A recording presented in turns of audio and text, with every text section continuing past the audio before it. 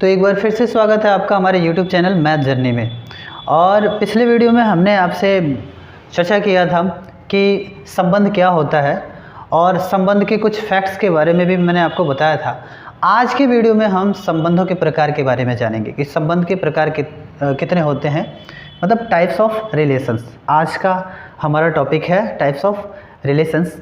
तो types of relations में हमने 7 तरह के टाइप्स ऑफ रिलेशंस लिखे हुए हैं यहाँ पे। सबसे पहला जो रिलेशन है वो वॉइड या एम्प्टी या निल रिलेशन कहलाता है। दूसरा है सार्वत्रिक संबंध जिसको यूनिवर्सल रिलेशन कहते हैं, और तीसरा है तत्समक संबंध जिसको आइडेंटिटी रिलेशन कहते हैं। चौथा है स्वतुल्य संबंध जिसको रिफ्लेक्सिव रिलेशन कहते हैं। पांचवा है सममित संबंध जिसको साइमेट्रिक रिलेशन कहते हैं, और छठा है संक्रमण संबंध जिसको ट्रांजिटिव रिलेशन कहते हैं। सातवां है तुल्यता संबंध जिसको इक्विवेलेंट रिलेशन कहते हैं। तो ये रिलेशंस हैं। इसके अलावा एक और रिलेशन होता है जिसको हम कहते हैं एंटी साइमेट्रिक, ठीक है। तो ये भी रिलेशन है, कुछ प्राइवेट बुक्स में ये मिलता है, लेकिन एनसीईआरटी में आपको तत्समक संबंध छोड़ के सारे रिलेशंस मिलेंगे। तत्समक या आइडेंटिटी रिलेशन को छोड़ के सारे रिलेशंस मिलेंगे, ठीक है। तो अभी हम चर्चा करेंगे एक एक करके इन सब रिलेशंस को कैसे शो करें या उनके कौन से मैथमेटिकल कंडीशंस होते हैं उनके बारे में हम यहाँ जानेंगे, ठीक है, शॉर्ट में। और फिर एक एक करके सारे रिलेशंस पे एक एक एग्जाम्पल देखेंगे ताकि आपका ये सारा रिलेशंस का जो टाइप है वो क्लियर हो जाए, ठीक है। सबसे पहले हम बात करेंगे रिक्त संबंध का, या वॉइड या एम्प्टी और निल रिलेशन इसको बोलते हैं।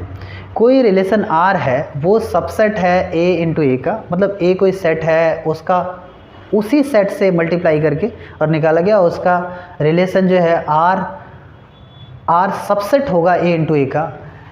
ये कब एम्प्टी होगा आर? जब आर में कोई भी एलिमेंट ना हो। आर में कोई एलिमेंट ना हो तो हम बोलेंगे कि वो रिक्त समुच्चय है, रिक्त संबंध है। दूसरा है सार्वत्रिक संबंध जिसको यूनिवर्सल रिलेशन बोलते हैं। तो यूनिवर्सल रिलेशन, अगर कोई सेट ए है और सेट ए का ए से मल्टीप्लाई करें और उसमें सारे समुच्चयों का सभी समुच्चयों से एक रिलेशन हो, यानी कि जितने एलिमेंट ए इंटू ए में है उतने ही एलिमेंट आर में भी हों, रिलेशन में भी हों, तो हम ये कहेंगे कि वो रिलेशन यूनिवर्सल रिलेशन या सार्वत्रिक रिलेशन कहलाएगा, सार्वत्रिक संबंध कहलाएगा, ठीक है। अगला है तत्समक संबंध। तत्समक संबंध में इसको हम आई ए से लिखते हैं। आइडेंटिटी आई फॉर आई यहाँ ले लेते हैं, identity I for identity.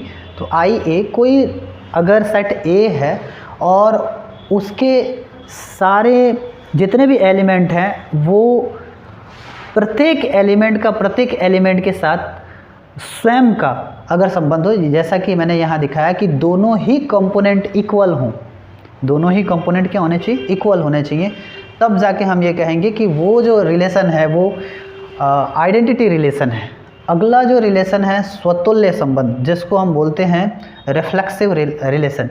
Reflexive relation में होता ये है कि कोई सेट ए है, उसका एलिमेंट ए है, और रिलेशन में आर जो है, आर के जितने भी एलिमेंट हैं उनके फर्स्ट और सेकंड कंपोनेंट, ये दोनों ही कंपोनेंट अगर इक्वल हों तो हम ये कहेंगे कि वो स्वतुल्य संबंध है या फिर रिफ्लेक्सिव रिलेशन है। अगला है सममित संबंध या साइमेट्रिक रिलेशन बोलते हैं। इसमें अगर मान लीजिए कोई सेट ए है, इसके 2 एलिमेंट है A1 और A2, ये 2 एलिमेंट हैं। अब आर के जो एलिमेंट हैं उसमें दोनों ही कंपोनेंट A1 A2 ये वाला क्रम और A2 A1 ये वाला क्रम, अगर दोनों ही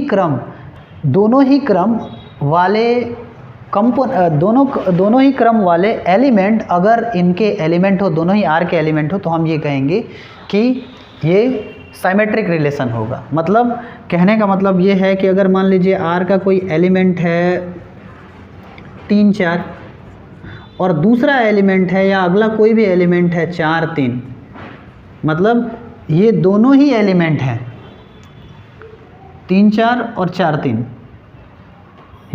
इन्वर्स रिलेशन की तरह। ये दोनों ही अगर कंपोनेंट हैं तो हम ये कहेंगे कि R कौन सा रिलेशन कहा जाएगा, साइमेट्रिक रिलेशन कहा जाएगा। वैसे हम एग्जांपल जब सॉल्व करेंगे, इस पे कुछ क्वेश्चन सॉल्व करेंगे तो ये बातें एकदम पूरी तरह से क्लियर हो जाएंगी, लेकिन सांकेतिक जो सिंबॉलिक जो मेथड है इसको शो करने का वो ये है, वो मैं आपको बता रहा हूँ पहले। अगला है संक्रमण संबंध, जिसको ट्रांजिटिव रिलेशन बोलते हैं। तो ट्रांजिटिव रिलेशन में मान लीजिए कि कोई सेट A है, उसके 3 एलिमेंट है A1, A2 और A3। A1, A2 और A3 3 एलिमेंट हैं, और ये तीनों एलिमेंट से जो रिलेशन के एलिमेंट हैं वो इन तीनों एलिमेंटों को लेके बने हुए हैं। A1, A2 element of R, A2, A3 element of R, और इन दोनों ही एलिमेंटों से एक अन्य तीसरा R का एलिमेंट मिल जाता है A1, A3, मतलब इसका पहला कंपोनेंट और इसका दूसरा कंपोनेंट, ये दोनों ही मिलके अगर वो R का एलिमेंट है, जैसे हम एग्जांपल में ले लेते हैं, अगर मान लीजिए कि कोई सेट R है, उसके 2 एलिमेंट है 1, 2, 3, 5, और एक तीसरा ऐसा एलिमेंट है जिसमें इसका पहला कंपोनेंट और इसका दूसरा कंपोनेंट ऐसा है, तो हम ये कहेंगे कि ये रिलेशन कौन सा रिलेशन है, ट्रांजिटिव रिलेशन है। बात समझ में? इसमें आप देख रहे हैं पहला कंपोनेंट और इसका दूसरा कंपोनेंट, ये दोनों ही कंपोनेंट मिल करके एक एलिमेंट बनाते हैं अगर, तो हम ऐसा कहेंगे कि ये रिलेशन जो है ट्रांजिटिव रिलेशन है, संक्रमण या फिर संक्रमण संबंध या ट्रांजिटिव रिलेशन है। लास्ट है तुल्यता संबंध, जिसको इक्विवेलेंट कहते हैं। ये मोस्ट इम्पोर्टेंट है, ये एग्ज़ाम में काफ़ी पूछा जाता है, क्योंकि तुल्यता संबंध अगर ऐसा रिलेशन जिसमें ये तीनों ही रिलेशन कंबाइंड हो, यानी कि ऐसा रिलेशन जो इन तीनों रिलेशनों को सेटिस्फाइड करता हो, या वो तीनों ही रिलेशन एक ही रिलेशन के तहत आ जाते हैं, तब हम कहेंगे कि वो रिलेशन कौन सा रिलेशन होगा, तुल्यता संबंध होगा, या फिर इक्विवेलेंट रिलेशन होगा।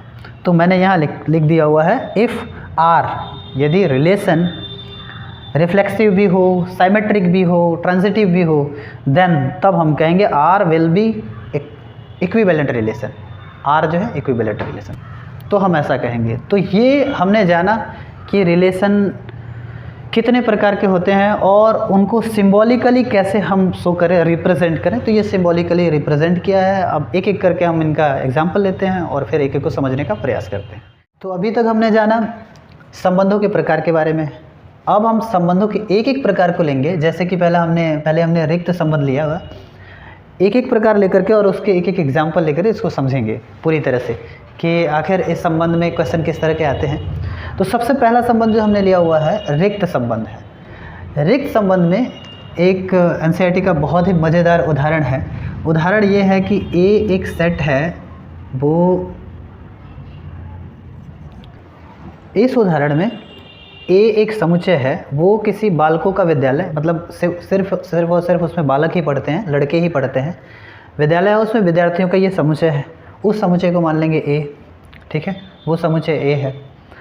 और रिलेशन ऐसा दिया हुआ है कि R is equal to A B such that A B की बहन है।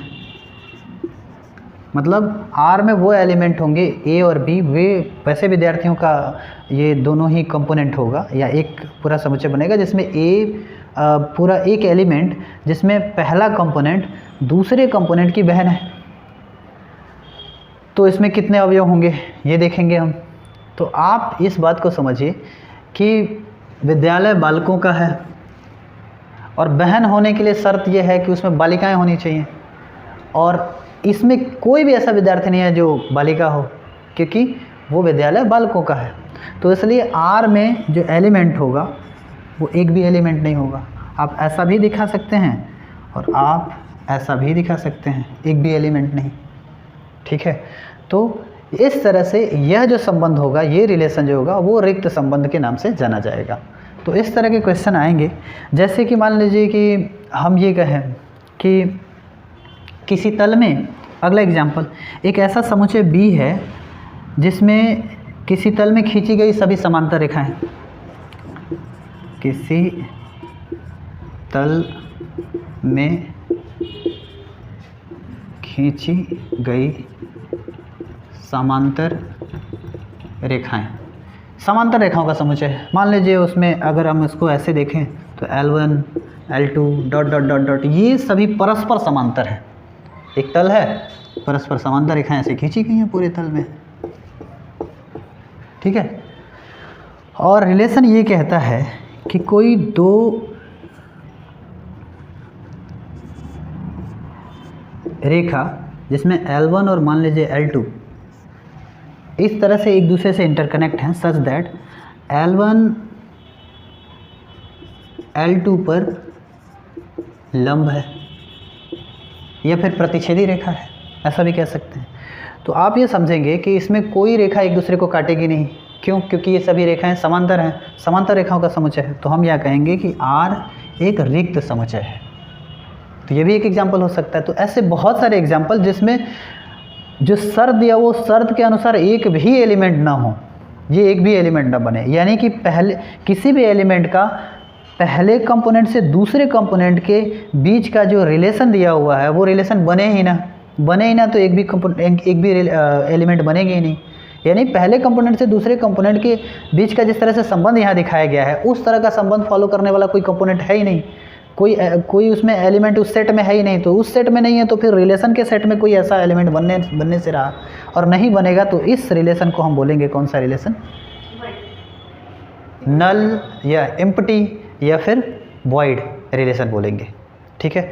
तो ये मुझे लगता है कि आपको रिक्त समुच्चय अच्छी तरह से समझ में आ गया और इस तरह के ढेरों सारे आप एग्जाम्पल बना सकते हैं, बहुत सारे एग्जाम्पल खुद से बना सकते हैं और शर्त ऐसे ही देना है, ठीक है। तो मुझे लगता है आपको ये अच्छी तरह से समझ में आ गया और इस तरह से अब दूसरे हम सेट की तरफ, रिलेशन की तरफ चलेंगे। क्योंकि सेट से काफ़ी इंटरकनेक्ट है रिलेशन, तो इसलिए बार बार रिलेशन बोलते वक्त सेट आ जा रहा है, ठीक है, इसके लिए खेद है। अब हम दूसरा रिलेशन पढ़ेंगे, इन्वर्सल रिलेशन। अगला जो एग्जाम्पल है हम ये ले सकते हैं, मतलब सार्वत्रिक संबंध अगला हम देखेंगे, यूनिवर्सल रिलेशन बोलते हैं। यूनिवर्सल रिलेशन में एक एग्जाम्पल ले रहे हैं, ए एक ऐसे विद्यालय के विद्यार्थियों का ये समुच्चय है जैसे उसमें विद्यार्थी के जो माप हैं हाइट के, उनके हाइट के माप A1 A2 A3 ऐसे करके सबके माप दिए हुए हैं।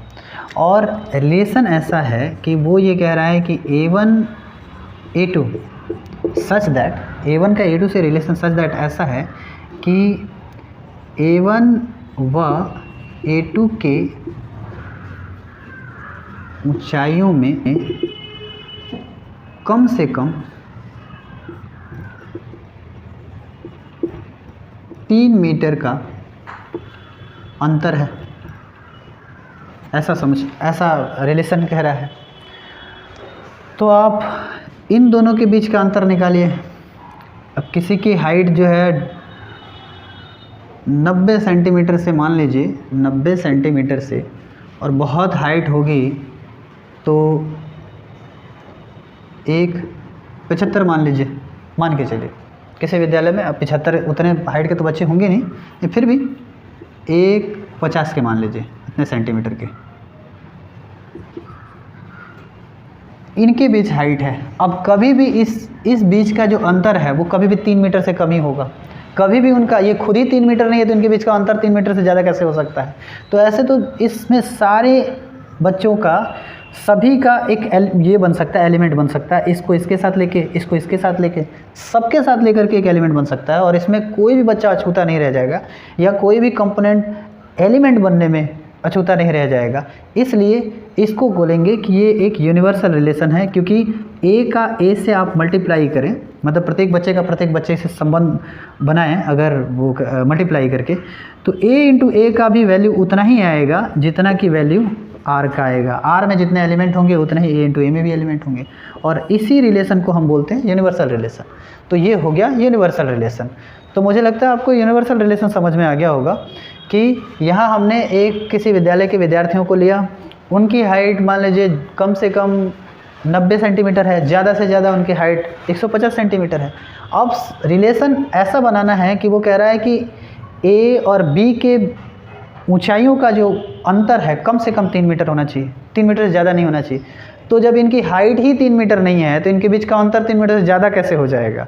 2 को घटाएंगे, इनको घटाएंगे तो कभी भी वो 1.5 मीटर से कम आएगा, 1.5 मीटर से कम ही आएगा, 3 मीटर जाएगा ही नहीं। इसका मतलब सारे बच्चों का सारे बच्चों से रिलेशन आ जाएगा और वो सारे इसके आर के एलिमेंट हो जाएंगे।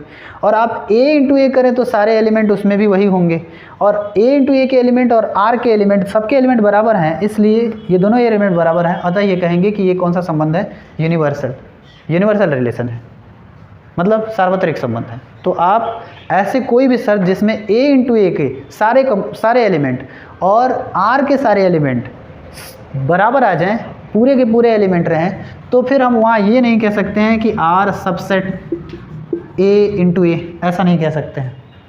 ठीक है, अब तो ये इक्वल हो गया ना, आप सबसेट ऐसा भी नहीं कह सकते हैं क्योंकि सारे एलिमेंट इसके बराबर हैं, तो फिर आप इक्वल लगाएंगे और इस तरह से इस रिलेशन को बोलते हैं यूनिवर्सल रिलेशन। अब हम तीसरे संबंध की चर्चा करेंगे। तीसरे संबंध में मैंने आपको बताया था तत्समक संबंध। तत्समक संबंध क्या होता है या आइडेंटिटी रिलेशन क्या होता है। मान लीजिए कोई सेट ए है, ठीक है, और उसका एलिमेंट ए है और रिलेशन ऐसा दिया हुआ है कि ए मत लीजिए, कोई संख्या ले लीजिए ताकि ज़्यादा समझ में आएगा। 1 2 3, ये 3 एलिमेंट हैं सेट ए के, और रिलेशन वो पहले से कोई शर्त नहीं दिया, सीधे डायरेक्ट रिलेशन का उसने एलिमेंट दे दिया हुआ है कि रिलेशन में 1 1 2 2 3 3। और अगर आप रिलेशन लेना ही चाहते हैं तो आप ये कह सकते हैं कि R A such that A is equal to, या A B रख लीजिए, A B such that A is equal to B। मतलब आपको ऐसा ये लेना है, ऐसा ये एलिमेंट ऐसा लेना है कि इसके दोनों ही कंपोनेंट आपस में क्या हो, बराबर हो। तो आप करेंगे क्या, आप ऐसा ही बनाएंगे 1 1 2 2 और 3 3। बाकी अगर मान लीजिए कि a का a से मल्टीप्लाई आप करेंगे तो 1 1 आएगा, 1 2 आएगा, 1 3 आएगा, जैसा कि मैं शुरू में बता चुका हूँ। यहाँ हमारे पास एक ही सेट है, पिछले एग्जाम्पल में 2 सेट मैंने लेके के आपको समझाया था ताकि वो पूरी तरह से समझ में आ जाए। अब यहाँ से जितने भी एग्जाम्पल होंगे वो समझ लीजिएगा कि आपको एक ही सेट मिलेंगे लगभग सारे एग्जाम्पल में, और सारे क्वेश्चन में भी एक ही सेट मिलेंगे। आप उस सेट को उसी सेट से मल्टीप्लाई कर दीजिए। जैसे मैंने आपको बताया था set on relation on a set, relation on a set की तर्ज पे सारे जो भी सेट दिए रहेंगे उसी सेट का ठीक अपने से ही गुणा करके और जितने भी मल्टीप्लायर वो एलिमेंट बनाने होंगे, प्रोडक्ट कार्टेशियन प्रोडक्ट, वो सारे उसी के बनेंगे। तो मान लीजिए आप ए से ए का गुणा करते हैं तो आपके कौन कौन से एलिमेंट आएंगे, 1 1 आएंगे, 1 2 1 3, ए का ए से गुणा करते हैं तो ऐसे ही 2 1 बाकी जैसे एलिमेंट आते चले जाएंगे। लेकिन आप शर्त के अनुसार ये दोनों ही बराबर होने चाहिए, वही एलिमेंट लेंगे। तो आप ये लेंगे, 2 2 वाला लेंगे, 3 3 वाला लेंगे, बाकी सारे एलिमेंट छोड़ देंगे। तो इसके अनुसार, तो अगर ऐसा कोई शर्त है तो आप ये बोलेंगे कि ये कौन सा रिलेशन हो गया, इस तरह का रिलेशन कौन सा रिलेशन हो गया, आइडेंटिटी रिलेशन हो गया। इस तरह से आप एक रिलेशन भी क्रिएट कर लिए, ठीक है। लेकिन यदि आपका रिलेशन ऐसा है कुछ, मान लीजिए रिलेशन ना दिया होता और ऐसा होता कि 1 1 और 2 2 दिया होता और 3 3 ना दिया होता, 3 है इसमें लेकिन 3 3 ना दिया होता, तब इस रिलेशन को हम आइडेंटिटी रिलेशन नहीं कहेंगे। जितने भी एलिमेंट हो सब वो होने चाहिए ऐसे बराबर बराबर, तभी हम कहेंगे आइडेंटिटी रिलेशन है। ये आइडेंटिटी रिलेशन नहीं हो पाएगा। अगर एक और कोई रिलेशन ले लेते हैं, मान लीजिए कि रिलेशन आपको दिया हुआ है कि 1 1 2 2 3 3 और मान लीजिए कि 2 3 दे दिया हुआ है, यानी इन्हीं एलिमेंटों में से एक और एलिमेंट ले लिया हुआ है। ऐसा कुछ शर्त है जिससे ये भी एलिमेंट आ गया इसमें, तो ये भी आइडेंटिटी रिलेशन नहीं होगा, क्योंकि इनके अलावा एक ऐसा भी एलिमेंट है जो दोनों एलिमेंट जिनके बराबर नहीं है, ठीक है। तो ये भी आइडेंटिटी रिलेशन नहीं कहलाएगा। तो मुझे लगता है आपको आइडेंटिटी रिलेशन खूब ढंग से समझ में आ गया होगा। एनसीईआरटी में हालांकि ये शायद नहीं है, ठीक है, ये प्राइवेट बुकों में मिल जाता है आपको। तो इस तरह से आपको आइडेंटिटी रिलेशन भी अच्छी तरह से भली भांति पता चल गया इसके बारे में कि आइडेंटिटी रिलेशन कौन है और कौन नहीं है। अब अगला रिलेशन हम पढ़ेंगे। ऐसे 3 रिलेशन मैंने आपको बताया था, रिफ्लेक्सिव रिलेशन, सिमेट्रिक रिलेशन और ट्रांजिटिव रिलेशन, ये 3 रिलेशन ऐसे रिलेशन जिनको पढ़ लेने के बाद आप इक्विवेलेंट यानी कि अगला रिलेशन आप कर पाएंगे। तो ये 3 रिलेशन के बारे में जानेंगे, ये 3 रिलेशन क्या कहते हैं, एक एक करके हम इनको समझते हैं फिर से। अगला जो रिलेशन है वो रिफ्लेक्सिव रिलेशन है। रिफ्लेक्सिव रिलेशन इसका हिंदी होता है स्वतुल्य। स्वतुल्य माना स्वयं से तुलना करना।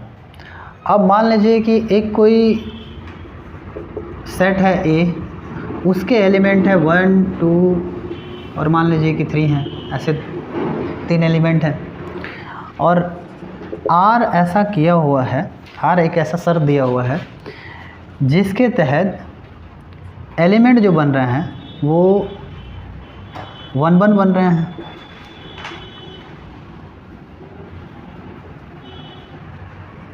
2 2 बन रहे हैं, ठीक है, ऐसा बन रहा है। तो चूँकि इसमें इसके जितने भी एलिमेंट हैं उनके कंपोनेंट आपस में इक्वल हैं, कंपोनेंट आपस में इक्वल हैं, तो हम ये कहेंगे कि ये यहाँ दिखाएंगे चूँकि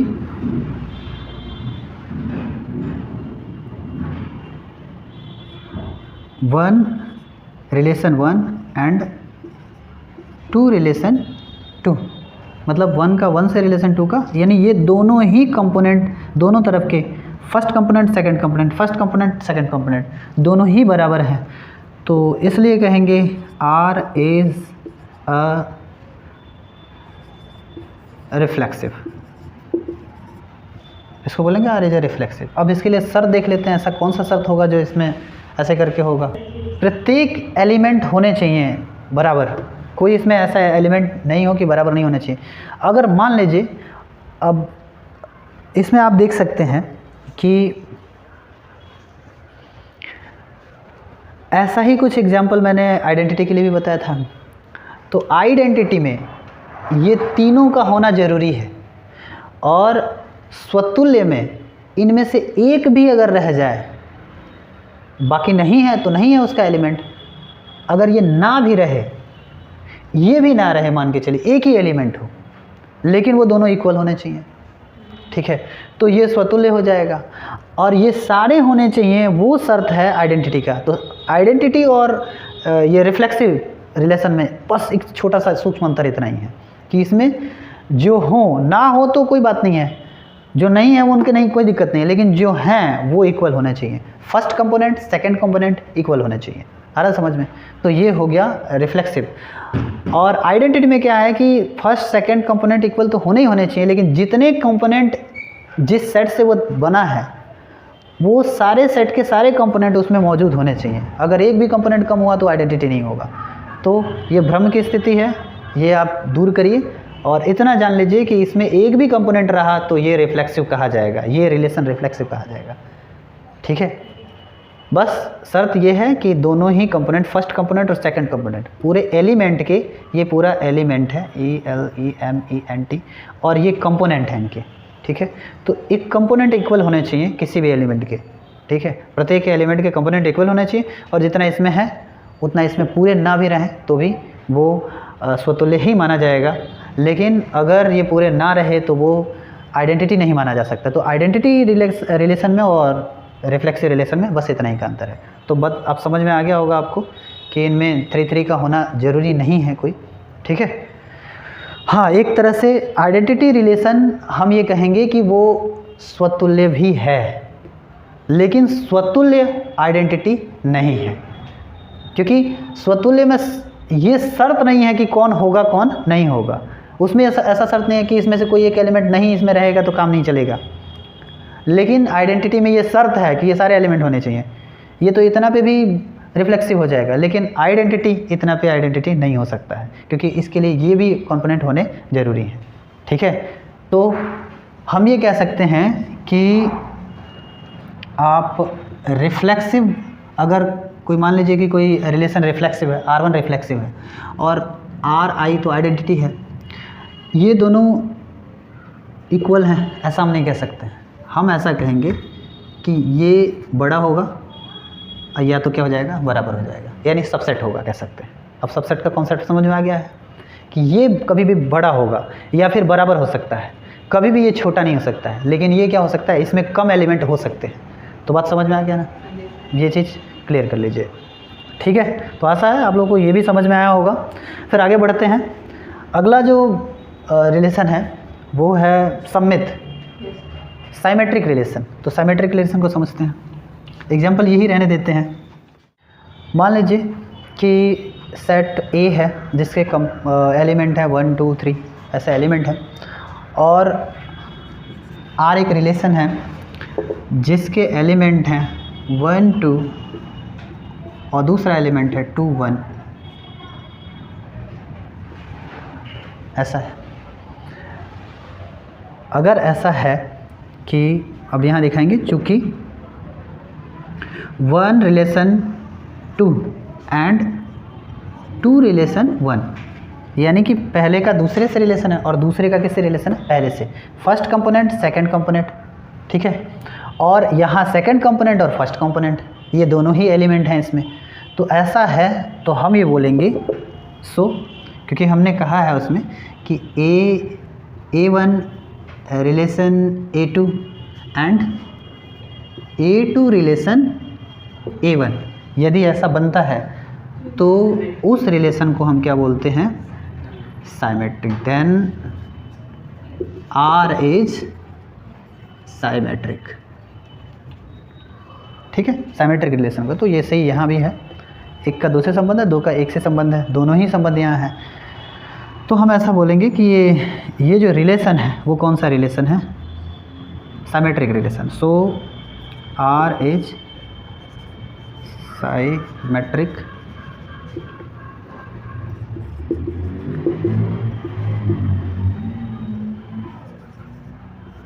रिलेशन,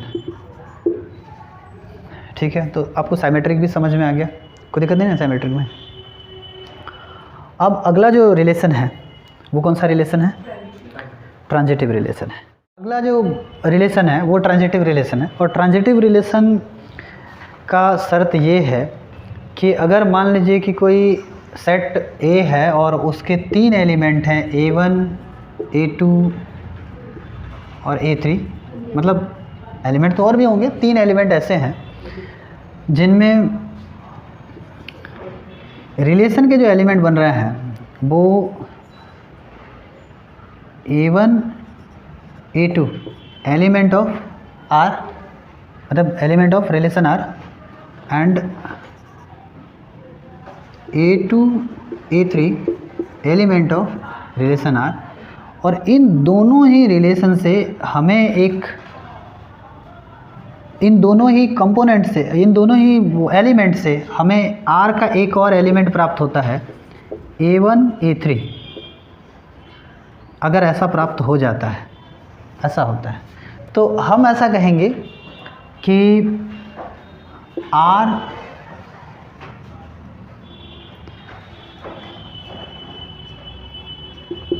इज ट्रांजिटिव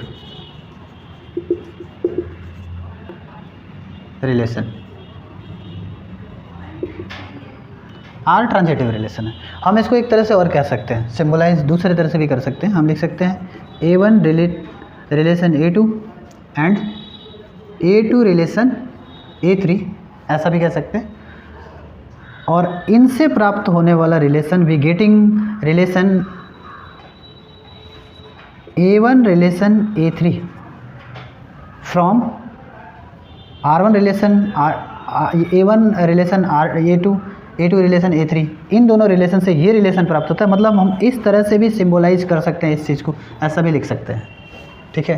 अगर ऐसा है तो R एक क्या है, ट्रांजिटिव रिलेशन है। मतलब पहला दूसरा एक एलिमेंट हो गया, पहला दूसरा और तीसरा एक एलिमेंट हो गया, और पहले और तीसरे का भी रिलेशन है तो हम कहेंगे वही रिलेशन है जो इन दोनों में रिलेशन है, तो हम ये कहेंगे कि ये रिलेशन एक ट्रांजिटिव रिलेशन होगा, संक्रामक रिलेशन होगा। तो इसके लिए हम एक उदाहरण ले लेते हैं। मान लीजिए कि A एक एलिमेंट है, मान लीजिए कि एक सेट है 2 5 7 ऐसे 3 एलिमेंट हैं, और R एक ऐसा एलिमेंट मिल जाता, R एक ऐसा वो क्या कहते हैं रिलेशन है जिसमें 2 5 5 7 और 2 7 अगर ऐसा है, मतलब ये और ये मिलके एक एलिमेंट बनाते हैं, ये और ये मिलके एक एलिमेंट बनाते हैं, और ये मिलके ये एलिमेंट बना देते हैं, ऐसा है तो लिखेंगे चूँकि इसका रिलेशन इससे है और इसका रिलेशन इससे है और इसका रिलेशन इससे है, जैसा कि मैंने यहाँ दिखाया हुआ, तो ऐसा कहेंगे ये ट्रांजिटिव रिलेशन है। कौन सा रिलेशन है? Transitive relation. ये सिंपल सा उदाहरण है। कुछ और भी उदाहरण हम अगर आपको कुछ चीज़ें नहीं समझ में आती हैं या आप यदि कहते हैं तो NCERT का हम चैप्टर वाइज प्रश्नावली एक्सरसाइज वाइज हम एक एक क्वेश्चन सॉल्व करके भी आपको इसका एक वीडियो बना सकते हैं अगर आप कमेंट करते हैं तो। और कमेंट करने वालों की संख्या जितनी ज़्यादा होगी ये काम उतना ही तेज़ी से होगा। तो यहाँ हम ये कहेंगे कि चूँकि 2 रिलेशन 5 एंड 5 रिलेशन 7, ठीक है, और इन रिलेशन से हमें प्राप्त होता है 2 रिलेशन 7, सो इसलिए R is transitive relation. R एक क्या है? ट्रांजिटिव रिलेशन है। अगर ऐसा है तो अब कई बार रिलेशन का कुछ सर दिया हुआ रहता है और उससे हम कम्युनिकेट करके और बना लेते हैं, तो उसमें अगर ऐसा है तो हम ट्रांजिटिव रिलेशन कहते हैं, ठीक है। और इन सारे रिलेशंस को, ये जो 3 रिलेशन अभी मैंने आपको बैक टू बैक पढ़ाया, जो जिसमें मैंने पहले रिफ्लेक्सिव रिलेशन पढ़ाया, फिर दूसरा साइमेट्रिक पढ़ाया, फिर तीसरा ट्रांजिटिव पढ़ाया, ये तीनों ही रिलेशन जब हम आपको अगला रिलेशन पढ़ाएंगे इक्विवेलेंट रिलेशन, तो इसमें एक एग्जांपल लेंगे जिसमें ये तीनों ही रिलेशन आ जाएंगे, और तीनों ही रिलेशन अगर होंगे तभी वो इक्विवेलेंट होगा, अन्यथा इक्विवेलेंट नहीं होगा। मतलब तुल्यता संबंध तभी होगा। तो उसमें और भी ये क्लियर आ जाएगा, क्लियर रूप से आपको ये अच्छे रूप से आप समझ पाएंगे, ठीक ढंग से आप समझ पाएंगे। तो अभी फ़िलहाल हम इतना जानेंगे कि अगर ऐसा संबंध है तो फिर हम ये कहेंगे ये ट्रांजिटिव रिलेशन है, ठीक है। अब अगला जो संबंध है उसी संबंध की तरफ हम बढ़ रहे हैं, जैसा कि मैंने अभी कहा तुल्यता संबंध। तो तुल्यता संबंध के लिए एक हम उदाहरण लेते हैं और फिर उसको समझते हैं। तो अगला इक्विवेलेंस रिलेशन हम समझते हैं। अब एक एग्जांपल हम लेते हैं तुल्यता संबंध के लिए। तो तुल्यता संबंध तभी माना जाएगा जब कोई रिलेशन या कोई संबंध स्वतुल्य हो, सममित हो और संक्रामक हो। ये तीनों ही संबंध हो। अगर कोई संबंध ये तीनों ही संबंध रखता हो, तीनों ही क्वालिटीज रखता हो तीनों संबंधों के, तो उस संबंध को हम बोलते हैं तुल्यता संबंध। और ये तीनों को मैंने आपको बता दिया हुआ है। पहले स्वतुल्य में पहला कंपोनेंट, किसी भी वो संबंध का जो एलिमेंट है उसमें एलिमेंट में पहला कंपोनेंट और दूसरा कंपोनेंट इक्वल होना चाहिए। दूसरा कि पहला कंपोनेंट और दूसरा कंपोनेंट जिस क्रम में हो उसके ठीक उल्टे क्रम में पहला कंपोनेंट और दूसरा कंपोनेंट हो तो सम्मित होगा। असंक्रामक में पहला दूसरा तीसरा, पहले का दूसरे से रिलेशन हो, दूसरे का तीसरे से, और फिर पहले का तीसरे से भी रिलेशन है तो संक्रामक होता है। ये तीनों जो भी वो रिलेशन तीनों को सेटिस्फाइड करेगा वो हो जाएगा तुल्यता संबंध, ठीक है। सेपरेट या अलग अलग जैसे हैं वैसे हैं, लेकिन अगर तीनों हो जाए तो वो तुल्यता संबंध, यानी इन तीनों पे ही डिपेंड करता है ये। तो एक एग्जाम्पल लेते हैं। एग्जाम्पल है so that the relation R, मतलब ए और बी ऐसे हों, ए और बी कंपोनेंट ऐसे हों कि ए और बी को सब्ट्रैक्ट किया जाए तो वो इवन नंबर है। सब्ट्रैक्ट करने के बाद उसका मॉड, मतलब उसका एब्सोल्यूट वैल्यू जो है, मॉड का एब्सोल्यूट वैल्यू ही कहा जाता है। तो एब्सोल्यूट वैल्यू जो है यानी उसका धनात्मक मान जो है वो क्या हो? इवन हो, मतलब एक सम संख्या हो, ठीक है। तो मैंने इसमें एक और चीज़ देखा, ऑन सेट ए, मतलब किसी, मैंने कहा था कि पिछले जो मैंने शुरुआत में आपको बताया, पिछले वीडियो में भी बताया मैंने, मल्टीप्लाई करने के लिए तो उसमें आपको 2 सेट दिए होते थे, लेकिन यहाँ एक ही सेट होगा और वो ऑन सेट कह देगा, ऑन द सेट कह देगा। ऑन सेट का मतलब इसी सेट का इसी सेट से मल्टीप्लाई करना है, और मल्टीप्लाई करके जितने भी एलिमेंट होंगे उन एलिमेंट में से उन सारे एलिमेंटों में से वे एलिमेंट सेपरेट कर लेने हैं या अलग निकाल लेने हैं जो आर के रिलेशन के अकॉर्डिंग, वो कंडीशन के अकॉर्डिंग, यहाँ जो शर्त है, शर्त को फॉलो करते हो उन एलिमेंटों को आर का एलिमेंट ले लेना है, मान लेना है ऐसा करके। तो अगर हम एलिमेंट बनाए तो 1 1 बनेगा, 1 का 1 से मल्टीप्लाई करेंगे 1 1 1 2 1 3 1 4, ऐसे इधर एक बना लेते हैं।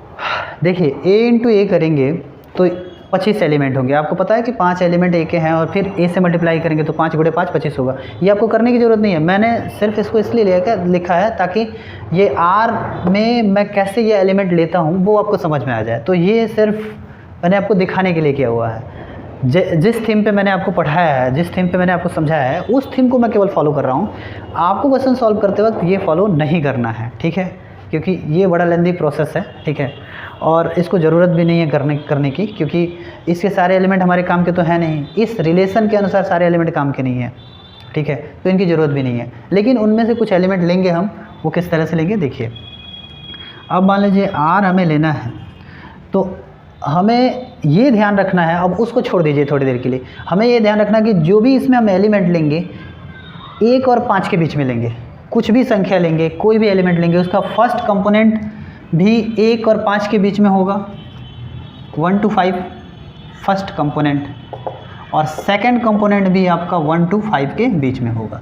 ये आपको ध्यान रखना है, उसको छोड़ दीजिए, ठीक है। तो मान लीजिए कि पहला कंपोनेंट हम लें 1 1 लें, और ये देखें कि क्या वो इवन नंबर होता है। तो A से A 1 1 लिया हमने, तो एक से B, मतलब पहला भी 1 है और दूसरा भी क्या है 1 है। तो A और B, ये A है और ये B है, घटाएं तो 0 होगा। 0 1 क्या है? 0 1 इवन नंबर है।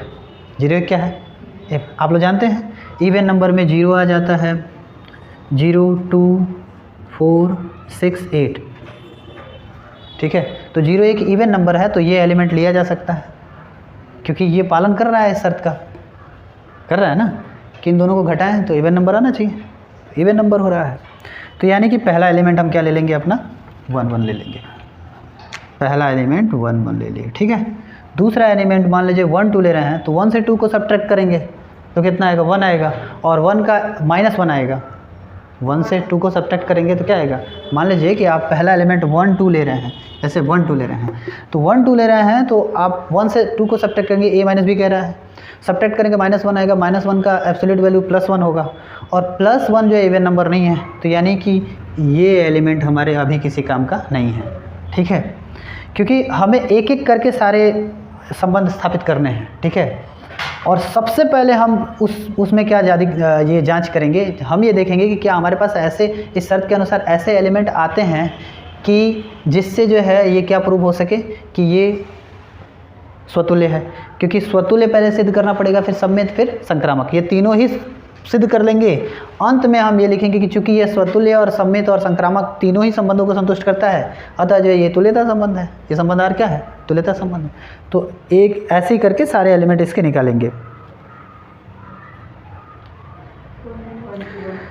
तो ऐसे हैं तो बहुत सारे, जैसे 2 2 है ना, हैं तो बहुत सारे, लेकिन एक मिल गया, एक ही काफ़ी है, ठीक है, एक मिल गया, एक काफ़ी है।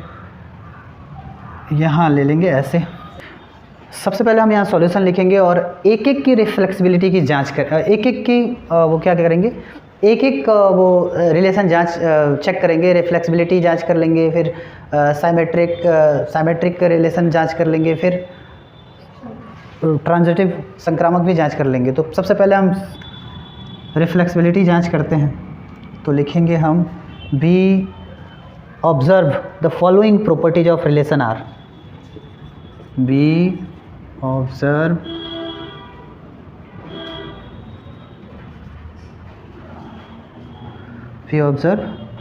द फॉलो आर के कुछ प्रॉपर्टीज हम जांच करेंगे। वो प्रॉपर्टीज कुछ क्या है, वो 3 प्रॉपर्टीज है। सबसे पहले हम रिफ्लेक्सिबिलिटी जांच करेंगे, ठीक है। सबसे पहले रिफ्लेक्सिविटी जांच करेंगे। रिफ्लेक्सिविटी जांच करेंगे, उसमें हम ये देखेंगे कि पहला एलिमेंट तो हमारा बन रहा है 1 1, 1 से 1 का मल्टीप्लाई करें, 1 1 बन रहा है। तो यहाँ हम लिखेंगे a - a, यानी कि अगर मान लीजिए 1 1 लेते हैं, 2 2 लेते हैं, 3 3 लेते हैं, 4 4 लेते हैं, 5 5 लेते हैं, कोई भी लेते हैं, इनमें से एक कोई भी ले लेते हैं, तो ये हो जाएगा 0 हो जाएगा। और इज क्या है, इवन है, ये क्या है, इवन। 0 इज इवन है, सो यहाँ लिख देंगे so A element of R for all A element of A. ठीक है, यहाँ 1 1 2 2 3 3 4 4 5 5 ये सारे एलिमेंट होंगे अगर ए से ए का मल्टीप्लाई करेंगे तो, और वो सारे एलिमेंट सब्ट्रैक्ट करेंगे तो कितना आएगा, 0 आएगा। 0 का और भी कुछ ऐसे एलिमेंट हैं जैसे 2 4 है, 2 4 भी एलिमेंट हो सकता है, लेकिन 2 4 तो लेना ही नहीं है। क्यों? क्योंकि स्वतुल्य तभी होगा जब फर्स्ट कंपोनेंट और सेकंड कंपोनेंट क्या हो, इक्वल हो।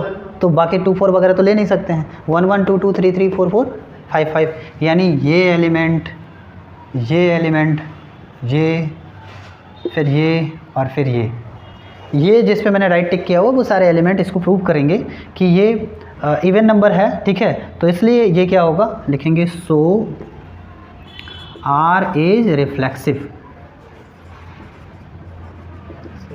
इसलिए आर क्या है, रिफ्लेक्सिव है। तो इन शर्तों को लेकर के आर रिफ्लेक्सिव हो गया। ठीक है, अब जांच करेंगे साइमेट्री। इसका कौन सा जांच करेंगे, साइमेट्री जांच करेंगे। अब लिखेंगे साइमेट्री, SY मेट्री, साइमेट्री होने का जांच करेंगे। अब लिखेंगे let a b element of R. ठीक है, a b element of R, then तब दो एलिमेंट कोई ए और बी लेते हैं, ये एक एलिमेंट कोई जिसके दो कंपोनेंट है ए और बी लेते हैं, जिसमें जो है b a element of R. आपको पता है कि आप जब ये मल्टीप्लाई करेंगे तो उसमें बहुत सारे ऐसे एलिमेंट हैं, जैसे ध्यान दीजिए मैंने इसको लिखा है ताकि आपको यहाँ लिखने में दिक्कत ना हो, क्योंकि हम सिंबलाइज सब लिखते जाएंगे। और यहाँ जो है आप देखिए कि इसमें से कोई एक एलिमेंट ले लेते हैं ऐसा, जैसे मान लीजिए कि आपने 2 4 ले लिया, 2 से 4 को सब्ट्रैक्ट करेंगे, -2 आएगा, -2 का वैल्यू निकालेंगे, मतलब एब्सोल्यूट वैल्यू, तो +2 आ जाएगा, +2 आ गया। यानी इसमें से आपने वैल्यू ले लिया 2 4, मान लीजिए एक इसमें से आपने एलिमेंट रख लिया। अब इसमें 4 2 भी है, देख रहे हैं, और 4 2 का भी आप वैल्यू निकालेंगे तो कितना आएगा, 2 ही आएगा 4 2 का। तो यानी इसमें ऐसे भी एलिमेंट है और बहुत सारे हैं, तो ये दोनों ही इवन नंबर है। ठीक है, तो यदि इसमें a b element of R होगा तो बी ए भी एलिमेंट ऑफ क्या होगा, आर होगा, बी ए भी एलिमेंट ऑफ क्या होगा, आर होगा। और इस तरह से आप ये देखिए कि a माइनस बी, यहाँ हमने जैसे कि लिखा हुआ है कि दोनों को सब्ट्रैक्ट करके निकाला हुआ है, a minus b is even, क्या है, इज़ इवन, तो b माइनस ए भी क्या होगा, इज़ इवन होगा, ये भी इवन होगा, ये दोनों ही इवन होंगे। लिखेंगे सो R इज साइमेट्रिक।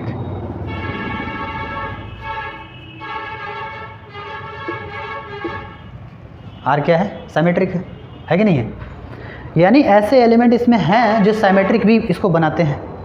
अब तीसरा हमें जांच करना होगा संक्रामक यानी कि ट्रांजिटिव का। तो ट्रांजिटिव के लिए हमें इसमें से तुरंत ही प्रोग्राम कर लेना होगा 3 ऐसे कंपोनेंट, ये 3 ऐसे एलिमेंट जो क्रम से हों और जो ट्रांजिटिव की तरह हों। ठीक है, इसमें ढूंढते हैं ऐसा कौन सा हो सकता है। तो देखिए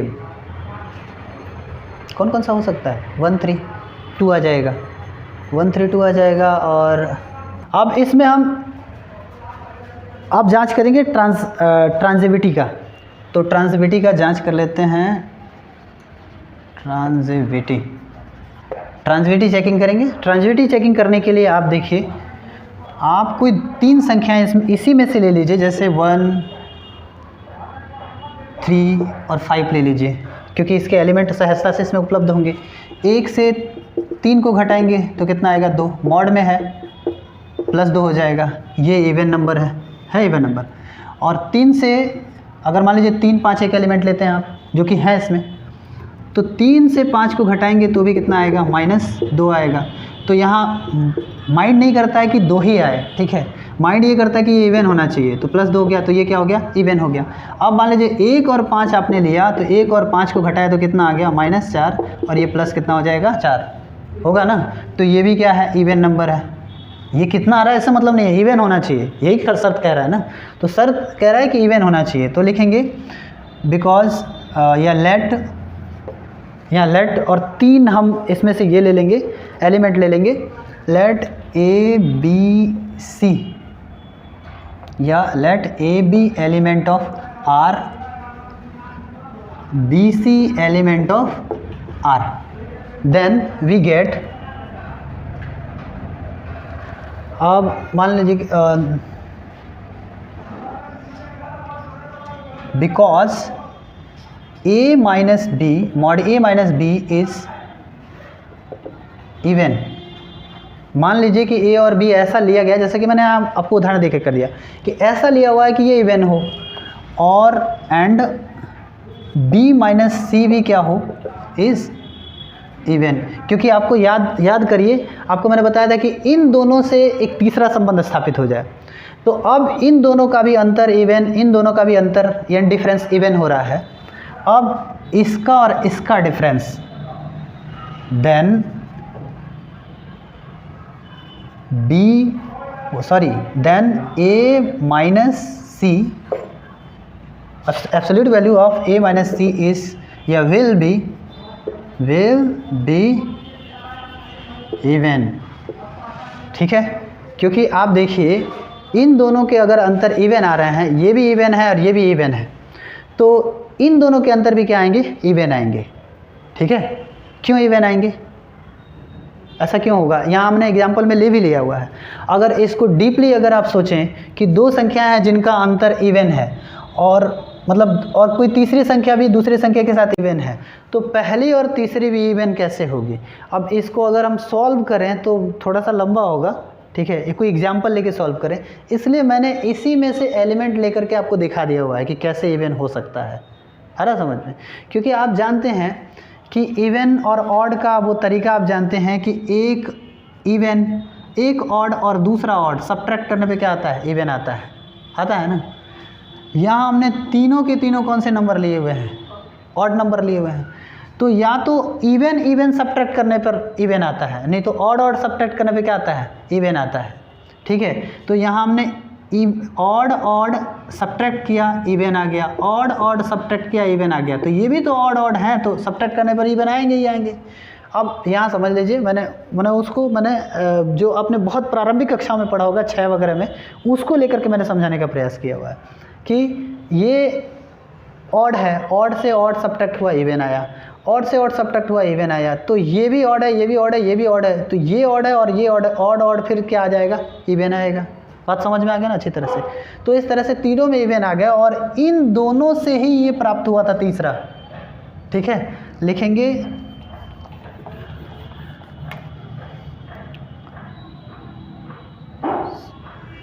बिकॉज या सो ए सी एलिमेंट ऑफ आर, तब ए सी भी क्या हो जाएगा, एलिमेंट ऑफ आर हो जाएगा। ठीक है, हेंस या एंड इट इज या आर इज ट्रांजिटिव, क्योंकि हम जानते हैं कि अगर ये दोनों इससे रिलेटेड है, अगर इनका इनसे रिलेटेड निकल आता है इन दोनों से मिला करके, तो ट्रांजिटिव हो जाता है।